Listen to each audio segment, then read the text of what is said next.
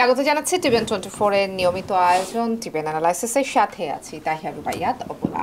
দর্শক, tax season একেবারেই আমাদের দোরগোড়ায়, তাই আমরা এখন ট্যাক্স নিয়ে কথা বলতে চাই। সামনের ট্যাক্স সিজনে নতুন কি ধরনের আপডেট আসছে, কোন কোন ভুলগুলো আপনার এড়িয়ে চলা উচিত, সেই সাথে সেকশন 8 এর বিস্তারিত $1 বিলিয়ন ট্যাক্স রিলিফ থেকে শুরু করে যাবতীয় অর্থাৎ পুরো ট্যাক্সের আদ্যপান্ত নিয়ে আমরা আছি আপনাদের সাথে। আমার সাথে আলোচনার জন্য আজকে স্টুডিওতে যুক্ত রয়েছেন সিপিএ দেবব্রত চক্রবর্তী। স্বাগত আপনাকে আমাদের আজকের আয়োজনে। ধন্যবাদ অপল আপনাকে, সেই সাথে ধন্যবাদ জানাচ্ছি টিভিএন 24 এর সকল দর্শককে যারা আজকে আমাদের এই লাইভ অনুষ্ঠান দেখছেন এবং পরবর্তীতে রেকর্ডেড ভার্সন ফেসবুক এবং ইউটিউবে দেখবেন। দর্শক, আপনারাও কিন্তু চাইলে যুক্ত হতে পারেন। টেলিভিশনের স্ক্রিনে ফোন নাম্বার দেখতে পাচ্ছেন, চাইলে টেলিফোন করতে পারেন। টিভিএন 24 আমাদের ফেসবুক পেজ, সেখানে লাইভ স্ট্রিমিং হচ্ছে, সেখানেও যুক্ত হতে পারেন। টিভিএন নিউজ নেটওয়ার্ককে যদি আপনি আপনার কোনো মতামত জানাতে চান সেটি জানাতে পারেন। এছাড়া ট্যাক্স সংক্রান্ত যদি আপনার কোনো প্রশ্ন থাকে প্রশ্ন করতে পারেন। আপনার প্রশ্নের উত্তর দেবেন আমার সাথে উপস্থিত বিশেষজ্ঞ অতিথি। আমরা আলোচনা শুরু করব। দেবব্রত চক্রবর্তী, সেকশন 8 এটি দিয়েই শুরু করতে চাই, যদি একটু বিস্তারিত ব্যাখ্যা করতেন। হ্যাঁ, যাই হোক, সেকশন 8 নিয়ে এই কারণে আমরা প্রথমে আজকে আলোচনা করতেছি যে দেখুন, অনেকেই গত কয়েক মাস পূর্বে আপনারা সেকশন 8 এর জন্য অ্যাপ্লাই করেছিলেন এবং এই অ্যাপ্লিকেশনের পরে অনেক অ্যাপ্লিক্যান্ট কিন্তু আপনারা কি বল ওয়েটিং লিস্টে আছেন। এবং যারা ওয়েটিং লিস্টে আছেন, আমি আপনাদেরকে রিকোয়েস্ট করব, আপনাদের কিন্তু প্রত্যেকেরই আপনারা ইতিমধ্যে কিন্তু যারা ওয়েটিং লিস্টে ছিলেন, যারা সিলেক্টেড হয়েছেন প্রিলিমিনারি, আপনারা কিন্তু লেটার বা ইমেইল পেয়েছেন। তো যারা লেটার বা ইমেইল যাই পাবেন, আপনাদের কিন্তু প্রথম কাজ হচ্ছে যে নাইচার সেলফ সার্ভিস যে পোর্টাল আছে, যারা ওয়েটিং লিস্টে আছেন, যারা ইমেইল পাচ্ছেন, আপনাদের কিন্তু একটা পোর্টাল মানে একটা অ্যাকাউন্ট ক্রিয়েট করতে হবে নাইচার সেলফ সার্ভিস পোর্টালে গিয়ে। এবং এই অ্যাকাউন্টটা এই কারণে করবেন কারণ ওরা অনেক সময় ইমেইল দেয়, ইমেইল অনেক সময় হয়তো ডিলিট হয়ে যেতে পারে, অথবা লেটার মিসিং হইতে পারে আপনাদের মেইল বক্সের থেকে সামহাও। তো সেই ক্ষেত্রে আপনারা যদি পোর্টালটা ক্রিয়েট করে রাখেন না, এই সাথে সেলফ সার্ভিস পোর্টাল, আপনারা যখন এই পোর্টালে লগ ইন করবেন, আপনাদের কিন্তু উচিত মানে অ্যাটলিস্ট সপ্তাহে 2 বার লগ ইন করা ওই পোর্টালে। তখন লগ ইন করলে, কারণ কখন ওরা আপনাকে ফার্দার ডকুমেন্টেশনের জন্য চেয়ে পাঠায় এটা কিন্তু পোর্টালও দেখতে পাবেন, আবার চিঠিও দেয়। কোনো কারণে যদি চিঠি মিস করেন, সেই ক্ষেত্রে পোর্টালে লগ ইন করলে আপনারা দেখতে পারবেন যে অ্যাপ্লিকেশনটা স্টার্ট হয়েছে কিনা। এবং যদি আপনার অ্যাপ্লিকেশন স্টার্ট হয়, আপনি যদি নির্দিষ্ট টাইম ফ্রেমের মধ্যে যদি রেসপন্স না করেন, তাহলে কিন্তু আপনারটা বাদ হয়ে যাবে। আরও কিন্তু আপনাকে আনলিমিটেড টাইম দিবে না সেই অ্যাপ্লিকেশনের জন্য।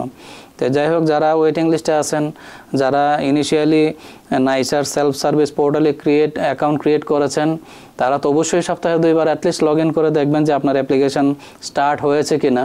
আদারওয়াইজ আপনারা কন্টিনিউয়াসলি চেক করতে থাকবেন।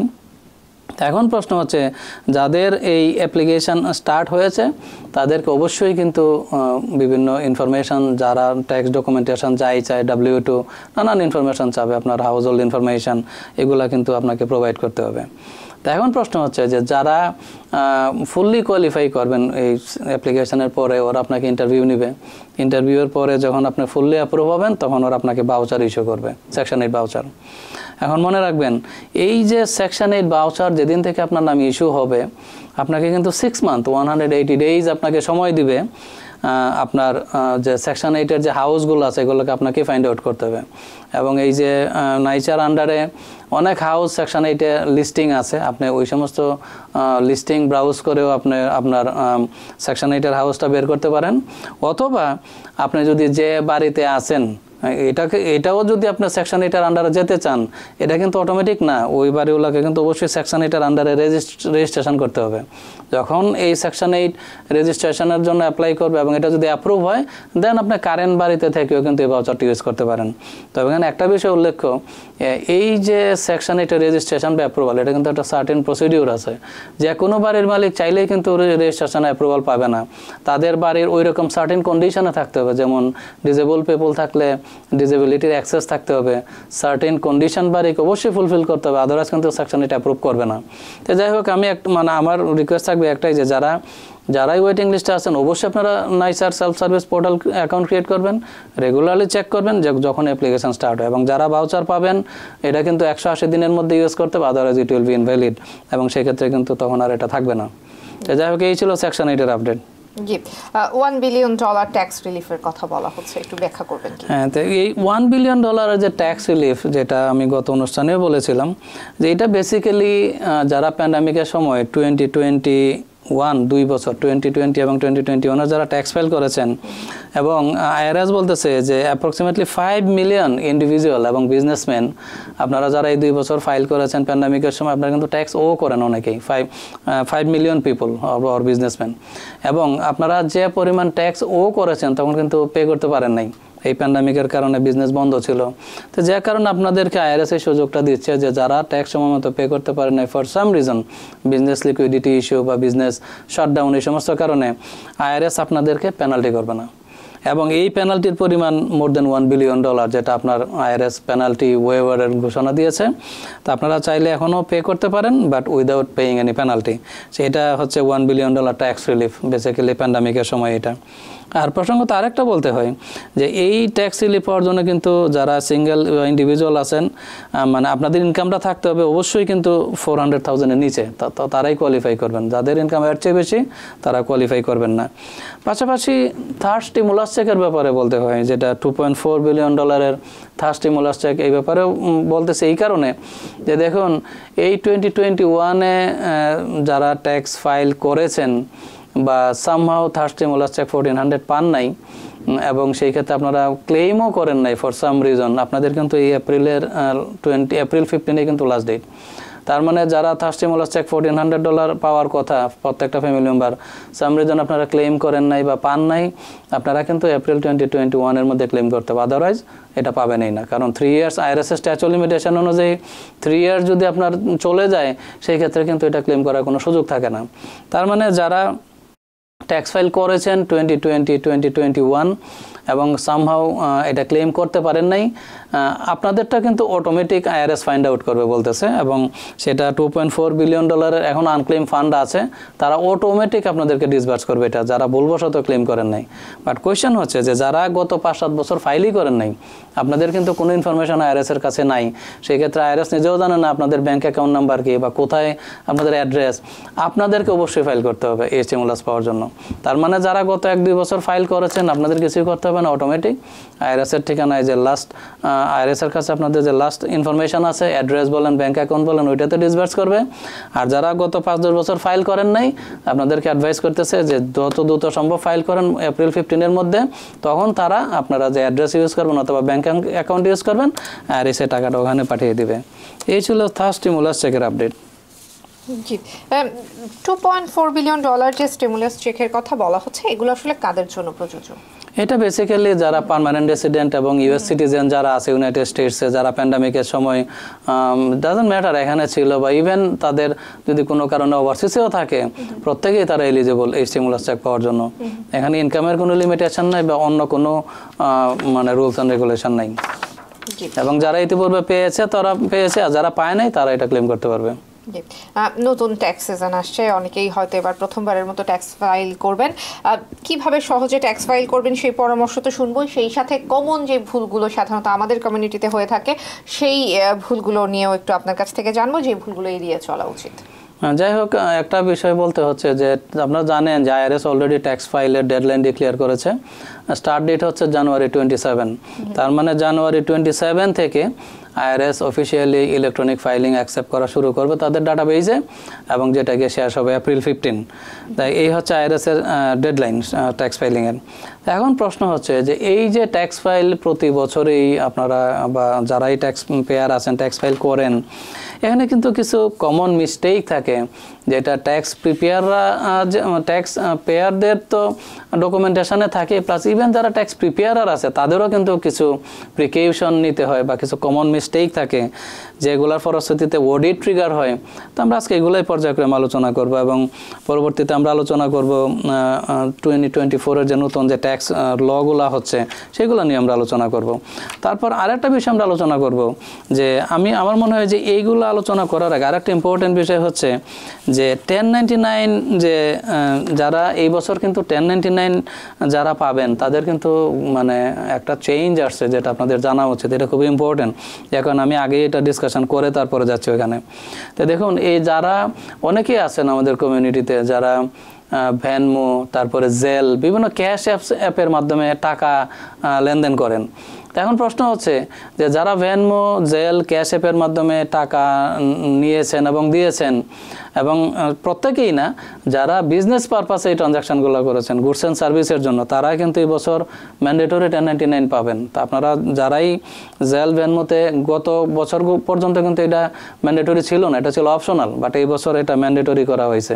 এবং আইআরএস বলতেছে এই 2024-এ যারা বিজনেস পারপাসে এই বিভিন্ন ক্যাশ অ্যাপ ইউজ করেছেন, জেল, ভ্যানমো বা হোয়াটএভার আদার্স যা যা ক্যাশ অ্যাপস আছে, যাদের $5,000 অথবা তার বেশি ট্রানজাকশান করেছেন, আপনারা কিন্তু প্রত্যেকেই 1099-K পাবেন এই জানুয়ারি 31 বা ফেব্রুয়ারি 15-এর মধ্যে। এবং আপনারা অবশ্যই মেক শিওর এটা রিপোর্ট করবেন, কারণ এই 1099 কিন্তু ভ্যানমো বলেন, জেল বলেন, আপনাকে 1 কপি দেবে, 1 কপি কিন্তু ওরা আইআরএসে রিপোর্ট করবে। তার মানে আপনি যদি এই ট্রানজাকশান করে থাকেন, আইআরএস কিন্তু ঠিকই জানবে। সেই ক্ষেত্রে আপনি যদি রিপোর্ট না করেন, consequence will B A penalty.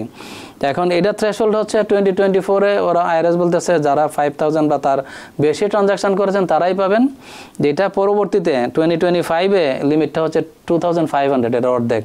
তার মানে নেক্সট ইয়ারে যারা 2,500-এর বেশি বিজনেস পারপাস ইউজ করবেন গুডস অ্যান্ড সার্ভিস, তারাই 1099-কে পাবেন। আর 2026 এর পরে 600-এর বেশি যারা পাবেন তাদের রিপোর্ট করতে হবে। তার মানে এটা আস্তে আস্তে ওরা কমিয়ে আনতেছে।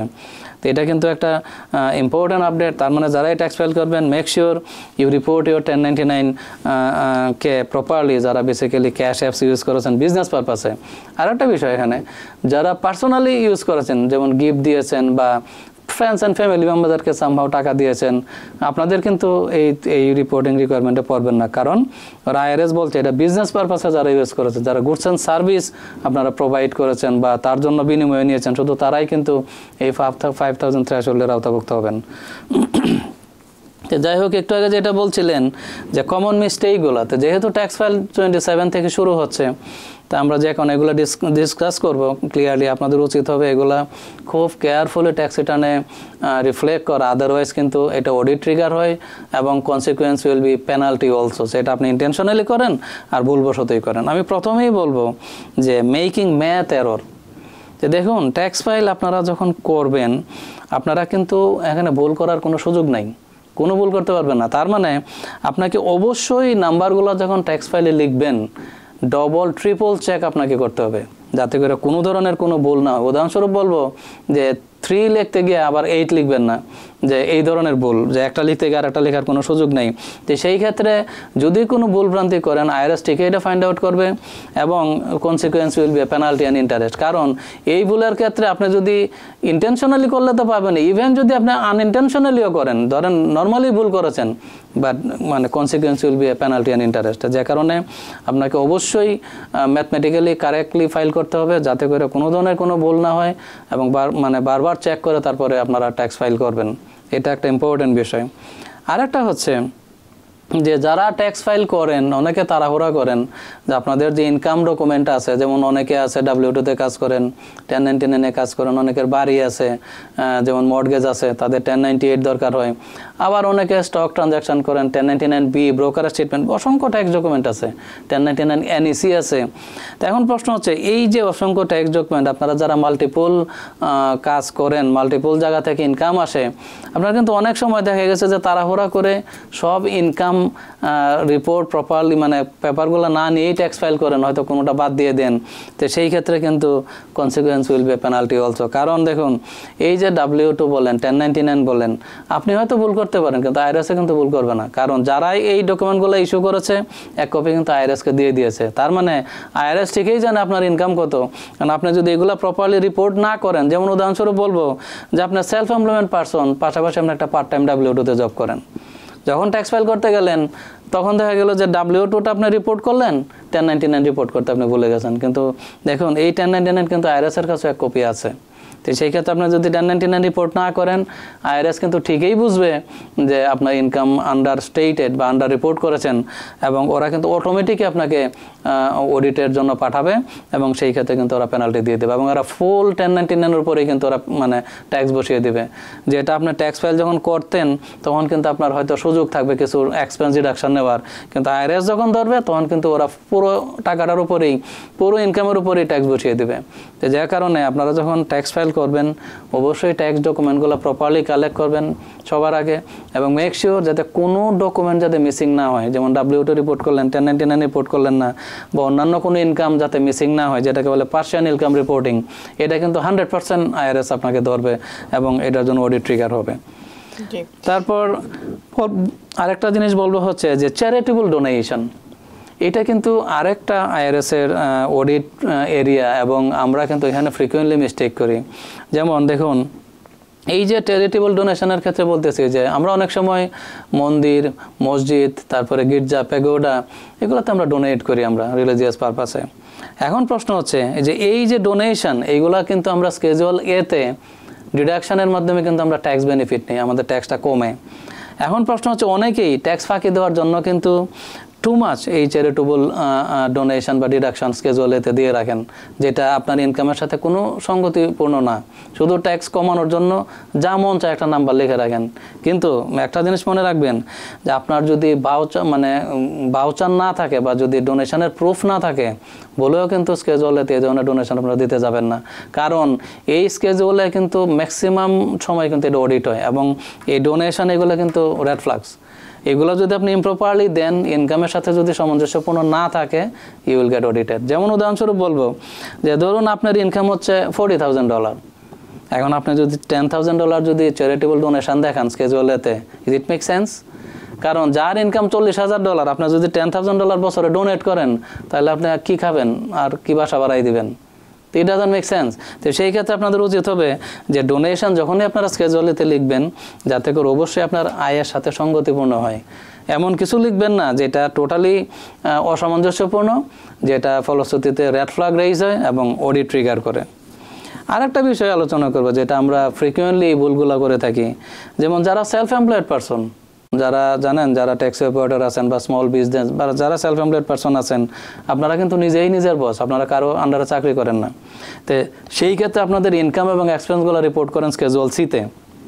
কিন্তু আমরা কি করি, এই স্কেজুয়াল সি যাতে প্রফিট কম হয়, অনেক সময় আমরা লস দেখাই ইন্টেনশনালি। তার জন্য যা খরচ আছে, দেখা যাচ্ছে যে নিজস্ব ড্রেস, জামা, তারপরে জুতা, মিলস, যা আছে সব খরচ দেখিয়ে দেন স্কেজুয়াল সিতে। কিন্তু মনে রাখবেন, এই যে স্কেজুয়াল সিতে টু মাচ এক্সপেন্স যদি দেখেন, এটাও কিন্তু অডিট ট্রিগার করে। এবং আরেকটা বিষয় হচ্ছে যে এই যে টু মাচ এক্সপেন্স আপনারা স্কেজুয়াল সিতে দেখান, মানে যা ওই যে মিল স্টিলস থেকে শুরু করে, এবং অনেক সেলফ এমপ্লয়েড পারসন আছেন বছরের পর বছর লস দেখাতে থাকেন স্কেজুয়াল সিতে ট্যাক্স ফাঁকি দেওয়ার জন্য। কিন্তু এখন প্রশ্ন হচ্ছে যে IRS এর একটা সার্কুলার আছে, IRS এটা বলে যে এই যে আপনি বছরের পর বছর লস দেখাচ্ছেন, সেই ক্ষেত্রে how your business staying afloat, আপনি সার্ভাইভ করেন কিভাবে এই লস দেখানোর পরে। তো সেই ক্ষেত্রে আপনারা একটা জিনিস মনে রাখবেন যে বছরের পর বছর কিন্তু লস দেখানো কিন্তু খুব বুদ্ধিমানের কাজ না, কারণ it will be triggered as an audit also. তারপর আরেকটা বিষয় হচ্ছে যে টু মেনি বিজনেস এক্সপেন্স, এটা অনেকটা সিমিলার। যে আপনারা যারা সেলফ এমপ্লয়েড পারসন, যারা বিজনেস করেন, অনেক সময় দেখা গেছে যে এরকম ট্যাক্স ফাঁকি দেওয়ার জন্য বা ট্যাক্স বাঁচানোর জন্য অনেক বিজনেস এক্সপেন্স আপনারা দেখা গেছে যে ট্যাক্স ফাইলে দিয়ে দেন, যাতে করে ইনকামটা কমে যায়, ট্যাক্স মানে কম দিতে হয়। আমি উদাহরণস্বরূপ বলবো যে এই সমস্ত বিজনেস এক্সপেন্সের ক্ষেত্রে কিন্তু স্ট্রিক্টলি আপনাদের IRS গাইডলাইন ফলো করতে হবে। IRS কিন্তু স্পষ্ট বলে দিয়েছে, এবং এই বিজনেস এক্সপেন্সের জন্য ওরা ন্যারোলি ডিফাইন করে দিয়েছে। IRS বলতেছে যে এই বিজনেস এক্সপেন্স হতে হবে অবশ্যই অর্ডিনারি এবং নেসেসারি টু ইউর বিজনেস। তার মানে আপনি এমন কিছু লিখবেন না যেটা বিজনেসের সাথে রিলেটেড না বা সামঞ্জস্যপূর্ণ না। যেখানে যেমন IRS বলতেছে যে expenses must be ordinary and related to your business. যেমন উদাহরণস্বরূপ বলবো যে দেখুন, একজন প্রফেশনাল আর্টিস্ট, সে যখন ছবি আঁকে তার জন্য কিন্তু পেইন্ট এবং পেইন্ট ব্রাশের দরকার হয়। তো যেহেতু প্রফেশনাল আর্টিস্ট, এটা তার পেশা, তো সেই ক্ষেত্রে এটা সে রেভিনিউ জেনারেট করে, সেই ক্ষেত্রে তার পেইন্ট ব্রাশ যে তার এক্সপেন্সেস, এগুলো কিন্তু লেজিটিমেট, সেইগুলো খরচ হিসেবে নিতেই পারে, কারণ যেহেতু সেইটাই তার পেশা, এটা দিয়ে প্রফিট জেনারেট করে। এবং পাশাপাশি একজন লয়ারের উদাহরণ দিব। দেখুন, একজন লয়ার, সে শখের বসে ছবি আঁকে, তার এটা পেশা না, সে অকেশনালি মানে তার শখ ছবি আঁকা। কারণ এই লয়ার যদি শখের বসে ছবি আঁকে, সেটা দিয়ে কিন্তু সে কোনো রেভিনিউ জেনারেট করে না, তার হবি এটা। এবং লয়ার যদি এই পেইন্ট ব্রাশ তো তারও লাগে, কিন্তু সে কিন্তু এটা বিজনেস এক্সপেন্স হিসাবে ডিডাকশন নিতে পারে না, বিকজ তার এটা কিন্তু not related to business but ordinary এক্সপেন্সও না, কারণ এটা তার হবি, সেটা দিয়ে রেভিনিউ জেনারেট করতেছে না। তার মানে যে এক্সপেন্সেস যখন আপনারা বিজনেস লাগবেন, definitely it has to be ordinary এবং রিলেটেড টু ইউর বিজনেস। আপনারা কোনো অবস্থাতেই কোনো আনরিলেটেড বিজনেস এক্সপেন্স খরচ হিসাবে দিতে পারবেন না। তারপর বলতে হচ্ছে যে আরেকটা আইটেম হচ্ছে হোম অফিস ডিডাকশন। দেখুন, এই হোম অফিস ডিডাকশনের ক্ষেত্রে কিন্তু lots of fraud going on. কারণ যারা সেলফ এমপ্লয়েড পারসন আছেন, যারা বিজনেসম্যান আছেন, আপনারা এই ট্যাক্স ফাঁকি দেওয়ার জন্য, ইনকাম কমানোর জন্য কিন্তু বাসার একটা রেন্ট, পার্শিয়াল রেন্টও কিন্তু আপনারা হোম অফিস হিসেবে ডিডাকশন দেখান, যাদের হয়তো কোনো ফিজিক্যাল অফিস নেই।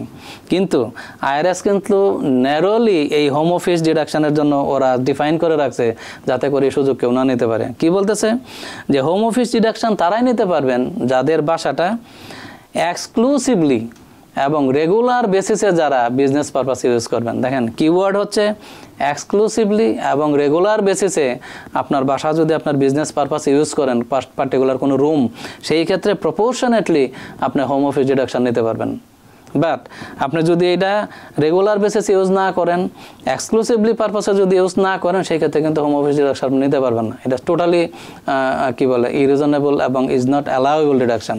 উদাহরণস্বরূপ বলবো যে দেখুন, আপনি যদি দেখা গেছে আপনার লিভিং রুমে টিভি আছে, অকেশনালি আপনার টিভির সামনে বসে দু একটা ইমেল রিপ্লাই করলেন মাঝে মধ্যে, বা হয়তো দু একটা মেসেজ সিন করলেন, তো এইটার জন্য কিন্তু আপনি এই আপনার লিভিং রুমটাকে কিন্তু হোম অফিস বলতে পারেন না, because you are not using your living room exclusively এবং রেগুলার বেসিস। অকেশনালি আপনি দু একটা ইমেল রিপ্লাই করেন, তো সেই ক্ষেত্রে আপনার উচিত হবে না এই হোম অফিস ডিডাকশন নেওয়া। তো এটা কিন্তু মানে মাথায় রাখবেন যারা হোম অফিস ডিডাকশন নেন, কারণ এটাও কিন্তু একটা রেড ফ্ল্যাগ আইআরএস এর ক্ষেত্রে, যে ক্ষেত্রে অডিটে ট্রিগার হতে পারে। দেবব্রত চক্রবর্তী, আমরা আরো অনেক তথ্য আপনার কাছ থেকে জানবো, কমন মিস্টেকগুলো, আরো বেশ কিছু মিস্টেক নিশ্চয়ই আপনি দর্শকদেরকে জানাবেন। আমাদের সঙ্গে দর্শক ফোনে রয়েছেন, অনেকক্ষণ ধরে অপেক্ষা, একটু টেলিফোনটি নিয়ে আসতে চাই। দর্শক কে আছেন সাথে, নাম বলে প্রশ্নটি করুন। হ্যালো। জি দর্শক, আমরা শুনতে পাচ্ছি। জি, আসসালামু আলাইকুম। আমি আফরোজা ইয়াসমিন বলতেছি। ওয়ালাইকুম আসসালাম, বলুন। জি, সো আমার প্রশ্ন হচ্ছে যে আমি 2024 সালে পাপাইস কোম্পানিতে আমি এবং আমার হাজবেন্ড দুজনেই জব করতাম। সো আমরা 2.5 মাসের জন্য যখন দেশে গেছি, ওরা আমাদের সোশ্যাল ইউজ করছে। সো আমাদের এখন ট্যাক্স আসছে ধরেন 42,000, এবং আমরা 3 জন হাউস হোল্ড, আমি, আমার হাজবেন্ড এবং আমার মেয়ে, ও 2 months old। সো আমার কোশ্চেন আছে যে ধরেন আমার কি কোনো পে করতে হবে, বা আমি কত টাকা, মানে আমি যদি ট্যাক্স রিটার্ন পাই বা কতটুকু পেতে পারি, কজ আমার তো কোম্পানি ইউজ করছে আমার সোশ্যাল 2.5 মাসের মতো। এখন আমার কোশ্চেন হচ্ছে যে আপনি 2.5 মাস ছিলেন না, সেই 2.5 মাসে কি আপনার বেতন দেখাইছে কোম্পানি? জি জি, ওনারা আমার সোশ্যাল ইউজ করছে। No, they can't do that, it's illegal. Okay, হ্যাঁ, শেষ করুন। ওভারটাইম সহকারে ওরা ইউজ করছে। নো, ওকে, যাই হোক, ধন্যবাদ ইয়াসমিন আপনাকে। যে দেখুন, আমি প্রথমেই বলতেছি যে আপনি ছিলেন না 2.5 মান্থ, আপনি হয়তো বাংলাদেশে ছিলেন বা যেখানেই, এটা কিন্তু টোটালি ইলিগেল। আপনি না থাকা অবস্থায় সে কিভাবে আপনাকে স্যালারি দেয়? সেটা করতে পারে না। এবং তারা যদি, হ্যাঁ, এবং ট্যাক্স সহ, ওভারটাইম সহ। এখন শুনুন, আপনি যেটা করতে পারেন, তারা কিন্তু এটা কারেকশন করতে পারে। তারা যে স্যালারিটা দিয়েছে যদি ভুল হয়, তারা এটার বলে W2C, তারা কিন্তু আইআরএস এ কারেকশন পাঠিয়ে কিন্তু আপনার এই W2 কিন্তু কারেক্ট করে, যেটা মানে রিয়েল আপনার স্যালারি সেটা দিতে পারে। তা আমি আপনাকে অ্যাডভাইস করবো, আপনার এমপ্লয়ারের সাথে কথা বলুন, এমপ্লয়ারকে বলুন যে তারা এই যে 2.5 মান্থ আপনাকে যে এডিশনাল যে স্যালারিটা দিয়েছে, আপনি যে ছিলেন না, এটা কারেক্ট করতে। কারণ কেন আপনি ট্যাক্স দিবেন এডিশনাল অ্যামাউন্টের উপরে? কারণ মনে রাখবেন, এই যে আপনার 2 years ওল্ডের একটা বাচ্চা আছে, আপনার কিন্তু চাইল্ড ট্যাক্স ক্রেডিট পাবেন 2000। অন টপ অফ দ্যাট, আপনার যদি ইনকামটা যদি কম থাকে, তাহলে কিন্তু আপনি আর্ন ইনকাম ট্যাক্স ক্রেডিটও পাবেন, যেটা 1 চাইল্ডের ক্ষেত্রে ম্যাক্সিমাম হচ্ছে আপনার $4,213। এখন দেখুন, আপনার ইনকাম যদি 42,000 হয়ে যায়, তাহলে কিন্তু এটা প্রপোর্শনেটলি ফেজ আউট হয়ে যাবে। আপনার কিন্তু দেখা গেছে এই 4,000 এর ক্ষেত্রে হয়তো তখন আর্ন ইনকাম ট্যাক্স ক্রেডিট আসবে হয়তো $500 বা ম্যাক্সিমাম $1,000, কারণ ইউর ইনকাম ইজ হাই। তার মানে দেখুন, আপনি এই ইনকাম হাইয়ের জন্য আপনি EIC লুজ করবেন। শুধু তাই না, আপনার যদি এনাফ ট্যাক্স উইথহোল্ড না করে পরে হয়তো আপনাকে পে করতে হবে না বা পে করতে হইতে পারে, depends how much you tax withhold from your salary. কিন্তু আমার প্রশ্ন হচ্ছে যে যেহেতু আপনি কাজ করেন নাই, আপনাকে কেন এডিশনাল ইনকামের বোঝা মাথায় নিতে হবে? কারণ এই এডিশনাল ইনকামের ফলে আপনার মেডিকেডের কোয়েশ্চেন থাকবে, অন্যান্য গভর্নমেন্ট বেনিফিটের কোয়েশ্চেন থাকবে।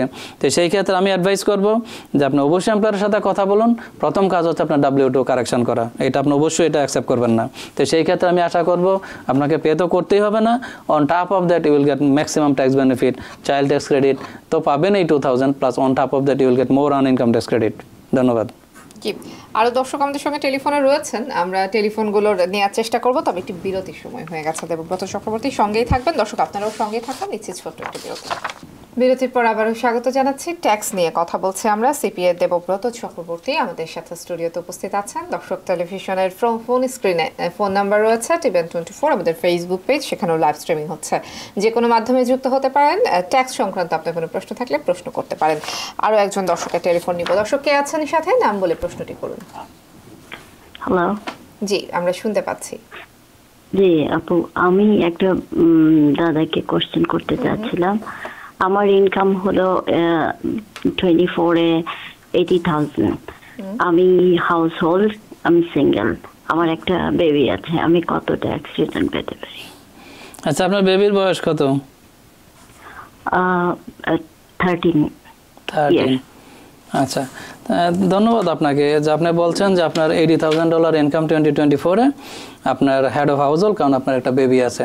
তো যাই হোক, আপনি ফাইল করবেন হেড অফ হাউসহোল্ড স্ট্যাটাসে, এবং সেই ক্ষেত্রে আপনার বেবি যেহেতু 13 ইয়ার্স ওল্ড, সে চাইল্ড ট্যাক্স ক্রেডিট পাবে $2,000।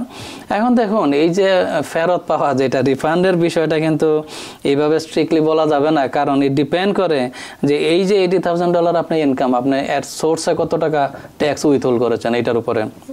এখন দেখুন, 80,000 ইনকাম কিন্তু কমও না, মোটামুটি ডিসেন্ট ইনকাম। তো সেই ক্ষেত্রে আপনার যদি উইথহোল্ড এনাফ থাকে, আপনি যদি ট্যাক্স ডিডাকশন করিয়ে থাকেন প্রপারলি, তো আপনার যেহেতু $2,000 চাইল্ড ক্রেডিট আছে, স্টিল আপনার সুযোগ আছে রিটার্ন পাওয়ার, কারণ আপনার হেড অফ হাউসহোল্ড হিসাবে আপনি ডিডাকশন নিতে পারবেন হচ্ছে $21,900, যেটা স্ট্যান্ডার্ড ডিডাকশন। তারপরে চাইল্ড ক্রেডিট পাওয়ার পরে আপনার যদি এনাফ ট্যাক্স উইথহোল্ড থাকে, স্টিল আপনি ফেরত পাবেন। কিন্তু যদি ট্যাক্স উইথহোল্ড না করে থাকেন, অনেকে আছে ট্যাক্স অনেকটা কাটায় না, তো সেই ক্ষেত্রে তখন হয়তো আপনার অন্যরকম মানে রেজাল্ট আসতে পারে। তো hopefully you will be in good shape আপনার যদি এনাফ উইথহোল্ড থাকে। তার মানে আমি স্ট্রিক্টলি এখনই বলতে পারতেছি না উইদাউট সিইং ইউর W2। ধন্যবাদ। জি, আরও একটি টেলিফোন নিব। দর্শক কে আছেন সাথে, নাম বলে প্রশ্নটি করুন। দর্শক শুনতে পাচ্ছেন? জি, প্রশ্নটি করুন। আচ্ছা, হ্যাঁ, আমার নাম সাইদা খান, আমি কুইন্স থেকে ফোন করেছি। আমার কোশ্চেন হলো, আমি মাঝে মাঝে বাংলাদেশে ডোনেশন পাঠাই, তো এই ডোনেশনটা কি আমি ট্যাক্স ডিডাকশনে কি অ্যাড করতে পারবো? আর আমার কোনো ধরনের কি কোনো ডকুমেন্ট মানে রাখতে হবে কিনা এটা শো করার জন্য? ধন্যবাদ সাইদ আপনাকে। আমি একটু আগেই এই যে চ্যারিটেবল ডোনেশনের কথা বলেছি আমার ইয়েতে, যেটা স্কেজুয়াল এতে ডিডাকশন নিতে পারেন যাদের হাই ইনকাম। এখন প্রশ্ন হচ্ছে এই ডোনেশনটা আপনি কোথায় করবেন? একটু আগে যেটা বলেন আপনি বাংলাদেশে পাঠান, যে দেখুন ডোনেশনটা কিন্তু হতে হবে US এবং US টেরিটরি। আপনার বাংলাদেশে যদি ডোনেট করেন, you can't take the deduction. সেই ক্ষেত্রে আপনার যদি ডোনেশনের প্রুফও থাকে, you can't take the deduction. এই কারণ এই ডোনেশনটা US টেরিটরির বাইরে। তাই আমি আপনাকে অ্যাডভাইস করবো যে আপনার যদি USA কোনো ডোনেশন করে থাকেন, মানে আপনার মস্ক অথবা অন্য কোনো জায়গায়, তো সেই ক্ষেত্রে আপনার উচিত হবে ডোনেশনের যে ভাউচার বা ওরা যে রিসিপ্টটা দেয় সেটা অবশ্যই সংরক্ষণ করবেন, এবং যে পরিমাণ ডোনেট রিয়েলি আপনি করেছেন ততটুকুই দিবেন।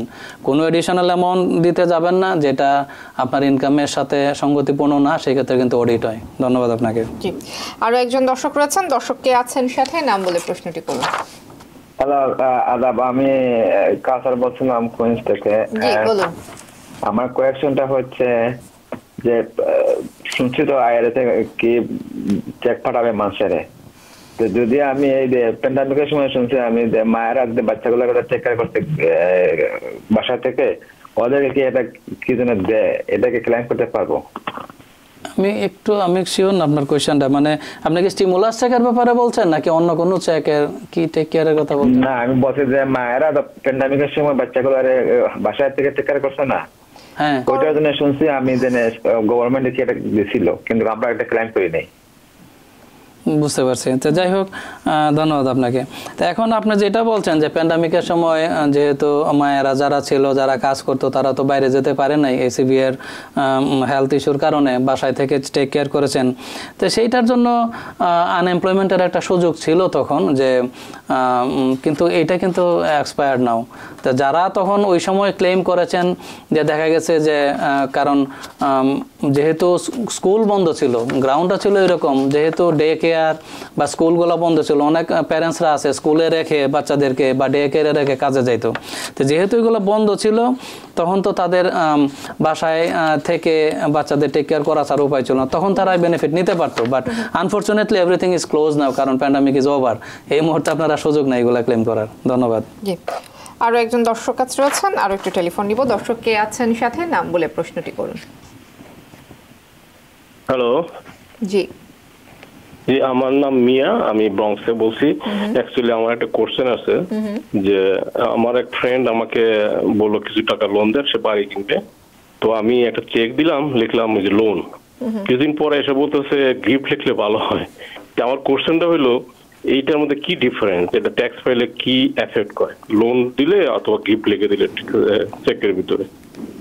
হ্যাঁ, ধন্যবাদ মিয়া আপনাকে, খুব সুন্দর প্রশ্ন আপনার।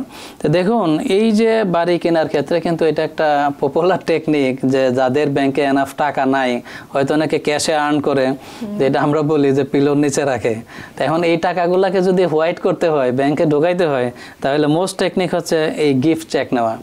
এখন দেখুন, আপনি যদি লোন লিখে দেন, তো সেই ক্ষেত্রে সমস্যা হচ্ছে, সে তো এই টাকাটা নিচ্ছে আর একটা লোন নেওয়ার জন্য। তখন কিন্তু ওই যে ব্যাংক তাকে লোনটা দিবে, সেটা তাকে এডিশনাল লোন হিসেবে ট্রিট করবে। তখন কিন্তু এই টাকাটা তার ডিপোজিট হিসেবে কাউন্ট করবে না। কারণ যখন আপনি ব্যাংক লোনের জন্য যাবেন, ব্যাংক চাইবে যে আপনার অন্য কোনো লোন যাতে না থাকে। তো সেই ক্ষেত্রে আপনি যখন বাড়ি কেনার জন্য কাউকে টাকা দিবেন, লোন লিখলে সেই টাকাটা দিয়ে আর ওই কাজ করতে পারবে না, কারণ তখন ব্যাংক এটা কাউন্ট করবে না এই টাকা তার, কারণ সেটা ওনার কাছ থেকে সে ধার নিয়েছে। পক্ষান্তরে আপনি যদি গিফট লিখেন, তো সেই ক্ষেত্রে কিন্তু তখন এই গিফটের টাকা তো আর ফেরত দিতে হয় না। তো সেই ক্ষেত্রে তখন ব্যাংক এটাকে তার টাকা হিসাবেই ধরে নেয়, তখন এইটা দিয়ে আসে বাড়ির ডিপোজিট হিসেবে দিতে পারে। এখন প্রশ্ন হচ্ছে যে পার্থক্য আপনারা জানতে চাচ্ছেন। তো দেখুন, লোন আর গিফটের মধ্যে পার্থক্য হচ্ছে, লোন তো রিটার্নেবল, আপনাকে ফেরত দিতে হবে। আর আপনি যদি গিফট লিখে দেন, সেই ক্ষেত্রে ইজ নট রিটার্নেবল। তো সেই ক্ষেত্রে যদি কোনো কারণে ওই ব্যক্তি আপনাকে টাকা না দেয়, আপনি কিন্তু আইনগত কিছুই করতে পারবেন না। বাট যদি লোন দেন, definitely he has to give you back. যদি তৎক্ষণাৎ সে টাকাটা না দেয়, কোর্টে গেলে তখন সেটা এনফোর্সেবল হবে। আরেকটা বলে রাখি, যেহেতু গিফট আর লোনের ডিফারেন্সিয়েট বলতেছি, এখন দেখুন, আপনি যদি গিফট লিখে দেন, এখন প্রশ্ন হচ্ছে যে গিফট কিন্তু আপনি একজনকে $18,000 বছরে দিতে পারেন without paying any gift tax. কারণ মনে রাখবেন, এই দেশে কিন্তু গিফট যে দেয় তাকে গিফট ট্যাক্স পে করতে হয়। তার মানে আপনি বছরে যদি কাউকে $18,000 পর্যন্ত গিফট দেন, সেই ক্ষেত্রে you don't need to pay any gift tax, then সেই ক্ষেত্রে আপনি ফাইন। বাট আপনি যদি লেটস সে $30,000 গিফট দিলেন, সেই ক্ষেত্রে তখন রিমেইনিং যে 12,000, 30 মাইনাস 18,000, এই 12,000-এর উপর কিন্তু আপনাকে গিফট ট্যাক্স দিতে হবে। তার মানে আপনি যদি এখন এই গিফট চেক দেন ওনাকে, মেক শিওর আপনি $18,000 গিফট চেক দিতে পারবেন। আর আপনি যদি ম্যারিড হন, আপনি আপনার ওয়াইফ মিলে $36,000 পর্যন্ত সেপারেটলি গিফট চেক দিতে পারবেন without paying any gift tax. ধন্যবাদ। জি, আমার মনে হয় দর্শক স্পষ্ট হয়েছেন প্রশ্নের উত্তর। আরো একটি টেলিফোন নিব। দর্শক কে আছেন সাথে, নাম বলে প্রশ্নটি করুন।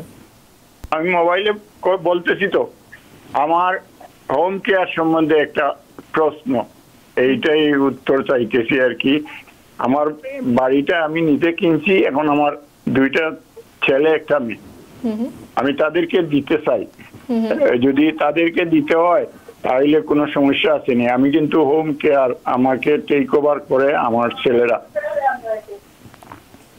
টেক কেয়ার করে। আচ্ছা, ধন্যবাদ আপনাকে। আমার মনে হয় সেম প্রশ্ন আপনি গত অনুষ্ঠানেও করেছিলেন, যে আপনার ভয় হচ্ছে যে আপনাকে জানি হয়তো আপনাকে বলেছে যে হোম কেয়ার করলে বাড়ি নিয়ে নেবে হোম কেয়ার কোম্পানি। ওনার প্রশ্নটা ছিল এরকম, লাস্ট শোতে উনি করেছিলেন। যাই হোক, আপনাকে আমি অভয় দিচ্ছি যে আপনার যদি বাড়ি থাকে, এটা আপনার ছেলেরা এমনিতেই পাবে। এই বাড়ি কিন্তু কেউ নিতে পারবে না। সেই ক্ষেত্রে আপনি যদি কি বলে এটাকে উইল করে দেন, সেই ক্ষেত্রে তো পাবেই, না করলেও ছেলেরাই পাবে। সেই ক্ষেত্রে আপনার ওয়াইফ পাবে 50%, আর বাকি 50% আপনারা 2 ছেলে মেয়ে পাবে যারাই থাকে।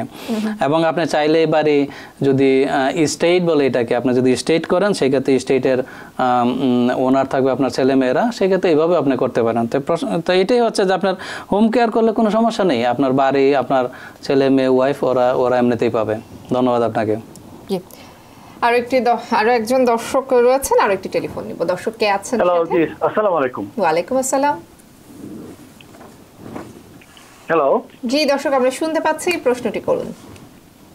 আমার প্রশ্ন হলো ভাইকে, সেটা হলো যে আমার গত বছর দাম ছিল প্রায় $96,000 মতো।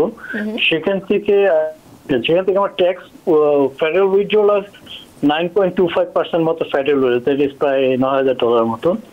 আমি কি এখান থেকে কতটুকু ফেরত পেতে পারি? আর দুই নম্বরে ট্যাক্স এবং সিটি ট্যাক্স, এখান থেকে কি কোনো বেনিফিট কি আমরা পেতে পারি?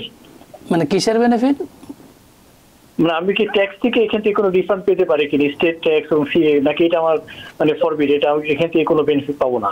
ও আচ্ছা, মানে আপনি রিফান্ড পাবেন কিনা এটা হচ্ছে কোশ্চেন। এখন কোশ্চেন হচ্ছে আপনার ফ্যামিলি স্ট্যাটাস মানে ফাইলিং স্ট্যাটাস কি, ম্যারিড না সিঙ্গেল? সংযোগটি বিচ্ছিন্ন হয়ে গেছে। আচ্ছা, যাই হোক দর্শক, আপনার প্রশ্নের উত্তর হচ্ছে যে আপনি বলছেন লাস্ট ইয়ার আপনার $96,000 ইনকাম ছিল এবং সোফার আপনার ফেডারেল ট্যাক্স উইথহোল্ড ছিল 9,000-এর মতো। লুকস লাইক ডিসেন্ট উইথহোল্ড আপনার ফেডারেল ট্যাক্স, এবং আমি আশা করব যে স্টেট অথবা সিটি ট্যাক্স আপনার প্রপোর্শনাটলি উইথহোল্ড করেছেন। এবং সেই ক্ষেত্রে আপনি যদি ম্যারিড ফাইলিং জয়েন্টলি করেন, আপনার যদি ডিপেন্ডেন্ট চিলড্রেন থাকে 17 বছরের নিচে, তো সেই ক্ষেত্রে পার চাইল্ডের জন্য আপনি $2,000 চাইল্ড ট্যাক্স ক্রেডিট পাবেন, আর এই ইনকামে আপনি আনইনকাম ট্যাক্স ক্রেডিট পাবেন না। সেই ক্ষেত্রে আপনার যদি যেহেতু ডিসেন্ট ট্যাক্স উইথহোল্ড করা আছে, আপনি যদি মেরিট ফাইলিং জয়েন্টলি করেন, আপনি স্ট্যান্ডার্ড ডিডাকশন পাবেন $29,200। তো সেই ক্ষেত্রে ডিপেন্ড করে, মানে এইভাবে অ্যাবসলিউটলি বলা যাবে না যে আপনি রিফান্ড পাবেনই, you might get refund also. আবার হয়তো মানে হয়তো যদি দিতে হয় অল্প কিছু দিতে হতে পারে, বাট লুকস লাইক আপনার যেহেতু ডিসেন্ট উইথহোল্ড আছে, ইউ মাইট গেট রিফান্ড। ধন্যবাদ আপনাকে। বাট এইভাবে আসলে বলাটা আসলেই টাফ, কারণ lot of other factors also involve to calculate the refund. ধন্যবাদ আপনাকে। জি, দেবব্রত চক্রবর্তী, আজকের মতো সময় শেষ হয়ে গেছে। আপনাকে অসংখ্য ধন্যবাদ, আপনি আমাদেরকে সময় দিয়েছেন।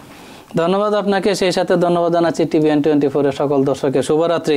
আর একটা বিষয় বলতেছি যে 2024 এর ট্যাক্স চেঞ্জের আলোচনা করা আজকে হলো না, আজকে আমাদের সময় স্বল্পতার কারণে হয়নি। আমরা নিশ্চয়ই পরবর্তীতে আলোচনা করব এবং খুব দ্রুতই করব। ধন্যবাদ জানাবো দর্শকদেরকেও। TVN অ্যানালাইসিস এই ছিল আজকের মতো। TVN 24 এর সঙ্গেই থাকুন সব সময়।